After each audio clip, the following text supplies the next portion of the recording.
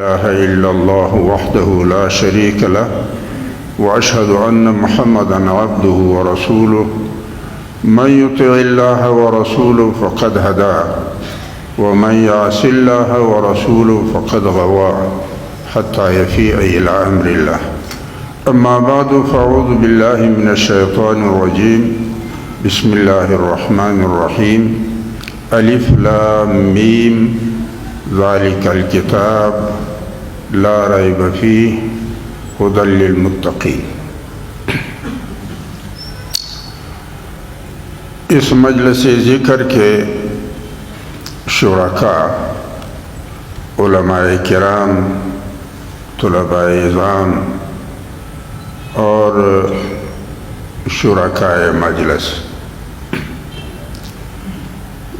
انسانیت کا اس پر اتفاق ہے کہ اگر بچہ نابالغ ہو یا پھر بالغ دیوانہ ہو تو یہ دونوں مرفوع القلم ہیں، یعنی ان کا کوئی بھی کردار و عمل نہ اچھا اور نہ برا شمار ہوتا ہے. لہذا اس پر تمام اقوام، تمام معاشروں اور تمام انسانوں کا اتفاق ہے. البتہ جب انسان عاقل ہو اور اس کے بعد بالغ بھی ہو جائے تو وہ مکلف ہے. مکلف کا معنی یہ ہے کہ وہ پابند ہے کہ انسانیت کے دائرے کے اندر رہ کر کردار ادا کرے، اور اس پابندی کے لیے چاہے جتنی بھی زحمت اس کو اٹھانا پڑے یا راستے کے رکاوٹوں کو ہٹانے کی صورت میں اس کو مشکلات سے دوچار ہونا پڑے. تیسری بات یہ کہ انسان کا اولین فریضہ علم ہے، جاننا ہے دو چیزوں کا، ذات کا اور کائنات کا. ذات کے جاننے کی ضرورت اس لیے ہے کہ تاکہ انسان اپنے کردار کی تعمیر کو اس کے اپنے بارے میں بنائے ہوئے فکر کی بنیاد پہ رکھے. اور کائنات کا علم اس لیے ضروری ہے تاکہ اللہ کی قدرت کا ادراک کرنے کے ساتھ ساتھ مادی زندگی کے وسائل بھی ان سے فراہم کیے جائیں. عقلاء کا اس پر بھی اتفاق ہے کہ حس علم کا ذریعہ ہے. دو چیزوں میں اختلاف ہے، دلیل اور نظر. بعض لوگ اس کو علم کا ذریعہ نہیں سمجھتے. اسی طرح خبر بعض لوگ علم کا ذریعہ نہیں سمجھتے. اکثر و بیشتر عقلاء کا اتفاق ہے کہ حس یہ علم کا ذریعہ ہے. محسوس کائنات میں سے ہر فرد بشر کو سب سے زیادہ قریب ترین محسوس چیز اس کے اپنے ذات کا یہ مادی جسم کا ڈھانچہ ہے. اور تمام علوم میں آسان ترین علم یہ ہے کہ ہر انسان جانتا ہے کہ میں ہوں، یعنی میں موجود ہوں یا میں منظر پر ہوں. اس لیے ایک بہت مشہور قول ہے کہ من عرف نفسہ فقد عرف ربہ، جو اپنے آپ کو پہچان جائے تو پھر وہ اپنے رب کو بھی پہچان جاتا ہے۔ اس لیے ہر فرد بشر کو چاہیے یہ کہ علم کی ابتدا اپنی ذات سے کریں۔ اب جب ہم اپنی ذات کے جانب توجہ مبذول کرائیں تو ہمارا حص سب سے پہلے ہمارے مادی جسد کے ڈھانچے پہ پڑے گا، اور اس کے بارے میں ہمارے حس اور تجربے نے ثابت کیا ہے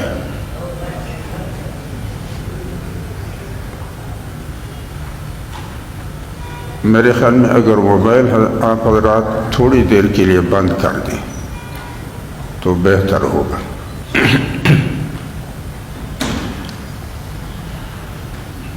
مادی جسد کے ڈھانچے کے بارے میں حس اور تجربے نے ثابت کیا ہے کہ موت کے بعد انسان کا مادی جسد گل سڑ کر مٹی بن جاتا ہے۔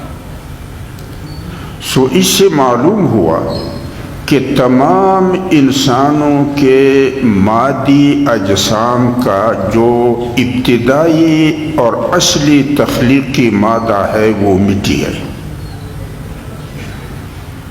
اور ظاہر بات ہے کہ وہ مٹی زمین سے لی گئی ہے، اور زمین میں ہر رنگ کے مٹی کے لہریں موجود ہیں، لہذا انسانوں میں جو رنگوں کا اختلاف ہے یہ اسی ابتدائی تخلیقی مادے کے حوالے سے ہے۔ انسان کے اپنے رنگ کے انتخاب میں نہ اس کے اختیار کا اور نہ ہی اس کے کردار کا کوئی دخل ہے۔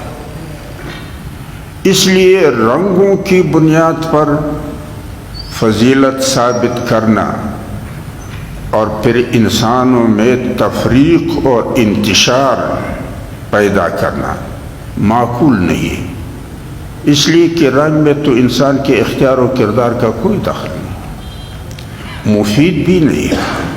اس لیے کہ جب انسانیت میں تفریق پڑے گا اور انتشار پیدا ہوگا تو انسانی صلاحیتیں تخریب پر صرف ہوں گی، جبکہ توحید کی شکل میں انسانی صلاحیتیں تعمیر پر صرف ہوں گی۔ اسی طرح اگر آپ حضرات اس پر توجہ دیں کہ مثلاً ہم چھوٹے ہوتے ہیں پھر اٹھتے ہیں اور بڑے بن جاتے ہیں، تو اس اوپر اٹھنے کے حوالے سے انسانی مشابہت سبزے سے ہے، فصل سے ہے، اور سبزے کا یا فصل کا جب بیج ایک ہو تو اس بیج کو آپ چاہے دنیا کے کسی بھی خطے میں کاشت کریں تو اس کا فصل ایک ہی فصل ہوتا ہے۔ مثلا گندم کے بیج کو آپ دنیا کے کسی بھی خطے میں کاشت کریں تو فصل تو گندم ہی کا فصل ہوگا۔ انسانی فصل کی کاشت کا جو بیج ہے وہ ایک ہے، اور وہ ہے انسانی نطفہ۔ لہذا علاقائی بنیادوں پر انسانوں میں تفریق پیدا کرنا، انتشار پیدا کرنا معقول نہیں ہے اور مفید بھی نہیں ہے۔ توالد و تناسل کے لحاظ سے، یعنی جب ہم جنتے ہیں بچے، اس حوالے سے انسان کی مشابہت ہے حیوان سے، اور حیوانات میں جب ایک مشہور ماں ہو، گائے ہو یا بکری ہو یا بھیڑ ہو یا اونٹنی ہو، اور جس پر مالک کا نظر شفقت ہو تو اس ماں کی نسل چاہے جتنا بھی پھیل جائے اس پورے نسل کی نسبت اس مشہور ماں کو کی جاتی ہے۔ نچلی ماؤں کی تولیدی نسبتیں اور ان کی کثرت اصل ماں کی نسلی وحدت کو متاثر نہیں کر سکتے۔ لہذا انسان کا جو اولین اور مشہور ماں ہے وہ حوا علیہ السلام، لہذا پوری انسانیت حوا کے اولاد ہی کہلائے گی۔ نچلی ماؤں کے تولیدی نسبتیں اس اصل ماں کی نسلی وحدت کو متاثر نہیں کی۔ نسب کے حوالے سے انسانوں میں فرقے اور شاخ ہوتے ہیں، اور اس حوالے سے انسانیت کی مشابہت درخت سے ہے۔ جیسا کہ درخت میں شاخیں ہوتے ہیں، تنے ہوتے ہیں، فرقے ہوتے ہیں، اور درخت کا جب جڑ ایک ہو تو ایک جڑ سے چاہے جتنے بھی تنے اٹھے ان کی کثرت درخت کی وحدت کو متاثر نہیں کرتی۔ لہذا انسانی شجر نسب کا جو جڑ ہے وہ آدم علیہ السلام کی شخصیت ہے۔ تو انسانوں میں اگر شاخیں اور فرقے ہیں یہ شناخت کے لیے ہیں، تفریق کے لیے نہیں۔ لہذا اس بنیاد پر انسانوں میں تفریق اور انتشار پیدا کرنا معقول نہیں ہے اور مفید بھی نہیں ہے۔ فکر کے حوالے سے تمام انسانوں کا فکر ایک ہے اور وہ ہے خیرخواہی۔ ہر فرد بشر اور ہو نہ ہو کم از کم اپنے ذات کے بارے میں تو خیرخواہ ہے، اور جب ایک انسان اپنی ذات کا خیرخواہ ہوگا تو اس کے لیے ضروری ہے کہ وہ دوسروں کا بھی خیرخواہ بنے، کیونکہ اس کا یہ فکر پائے تکمیل تک تب پہنچے گا جب دوسروں کے لیے بھی وہ وہی کچھ پسند کرے جو اپنے لیے پسند کرے۔ اور یہ ناممکن ہے کہ آپ دوسروں کو تو گالیاں سے نوازے اور توقع دعائوں کا کریں، یا دوسروں کو پتھر مارے اور وہ آپ پہ پھول برسائے۔ لہذا توحید یہ انسان کا اصل ہے، اور کسی چیز کا اصل وہ ہوتا ہے کہ اگر وہ نابود ہو جائے یا آپ اس کو معدوم فرض کریں تو وہ چیز ہی باقی نہ رہے۔ مثلا جڑ درخت کے لیے اصل ہے، بنیاد تعمیر کے لیے اصل ہے۔ اگر جڑ اور بنیاد نہ رہے تو نہ درخت رہے گا نہ تعمیر۔ انسانیت کا اصل توحید ہے۔ اگر انسانوں میں توحید ہوگا تو وہ انسان ہوں گے، ورنہ پھر درندے ہوں گے۔ اس لیے جب آپ دیکھیں ہر ایک انسان سر سے لے کر پاؤں تک اپنے آپ پر غور کریں۔ انسان کے ظاہر اور پوشیدہ بہت سارے اعضاء ہیں جو ہر ایک دوسرے سے ساخت میں، سائز میں، حجم میں، صلاحیت میں بالکل دوسرے سے مختلف ہے، لیکن اس اختلاف کے باوجود یہ تمام اعضاء ریڑھ کی ہڈی سے جڑی ہوئی ہیں، ان میں توحید ہے۔ اور جب ہر ایک عضو بیماری کا شکار نہ ہو تو وہ اپنی صلاحیت کے مطابق جب اپنا کردار ادا کرتا ہے تو دوسرے عضو کے عمل کا روک نہیں بنتا بلکہ اس کا معاون ہوتا ہے۔ لہذا انسانوں میں افکار، نظریات، شرائع اور مذاہب انسانیت کے وجود میں توحید کے ساتھ جڑے ہوئے ہیں، اور اگر ہر ایک شریعت، ہر ایک مذہب، ہر فکر و نظر اپنا کردار اپنے دائرے کے اندر ادا کرے، نہ دوسرے کے راستے کا روک بنتا ہے بلکہ معاون بنتا ہے۔ لہذا جب انسان عاقل بھی ہو اور بالغ بھی ہو جائے، یہاں انسانیت جب اپنے اختیار سے اپنی شخصیت اور کردار کی تشکیل کرتا ہے تو یہاں انسان دو مختلف اصناف میں منقسم ہو جاتا ہے۔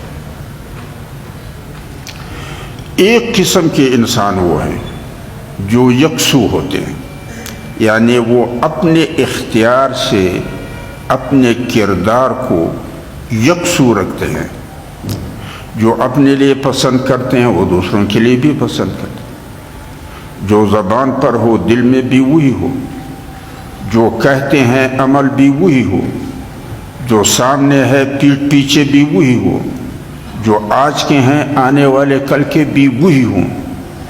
جب ان کی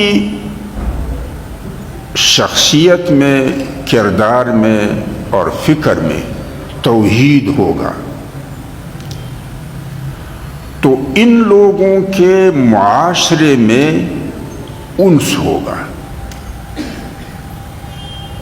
اور انسان یہ انس سے ہے، اور انس کا معنی ہے اپنائیت۔ ان لوگوں کے معاشرتی زندگی میں خطرہ اور خوف ان کے درمیان سے نکل جاتا ہے، اور اس معاشرے کا ہر فرد دوسرے کو اپنے جان کا، اپنے مال کا، اپنے آبرو کا خطرہ نہیں سمجھتا، اس لیے کہ یہ لوگ جھوٹ نہیں بولتے، یہ لوگ وعدہ خلافی نہیں کرتے، یہ لوگ اعتماد میں کسی کو دھوکہ نہیں دیتے، یہ لوگ امانت میں خیانت نہیں کرتے، یہ لوگ اپنے فرائض اور ذمہ داریوں میں کوتاہی نہیں کرتے۔ لہذا افراد کی کردار میں توحید معاشرے میں انس کا ذریعہ بنتا ہے۔ اسی لیے سورہ بقرہ کے ابتدائی آیتوں میں اللہ جل جلالہ فرماتے ہیں ھدی للمتقین، میرے ہدایات کا جو مجموعہ کتاب ہے کامیابی کے راستے پر ان لوگوں کو ڈالتا ہے جو یکسو ہوں۔ اور تقوی دو قسم کا ہوتا ہے، ایک تقوی وہ ہے جس کے ذریعے سے انسان کے کردار میں توحید ہر قسم کے تفریق و انتشار سے محفوظ ہو، اور معاشرے میں اپنائیت، اجنبیت سے محفوظ ہو، تو یہ انسانی تقوی ہے۔ جیسا کہ اللہ جل جلالہ فرماتے انا انزلنا لباسا یواری سوآتکم وریشا ولباس التقوی، میں نے تمہارے لیے دو قسم کے لباس نازل کیے ہیں، آپ کے جسد کا لباس جس کے آپ کی پردہ پوشی بھی ہوتی ہے اور زینت بھی، اور دوسرا جو ہے وہ بچاؤ کا لباس ہے، تفریق سے بچاؤ کا لباس ہے، جس سے تمہاری انسانیت اور شخصیت محفوظ بھی ہوتی ہے اور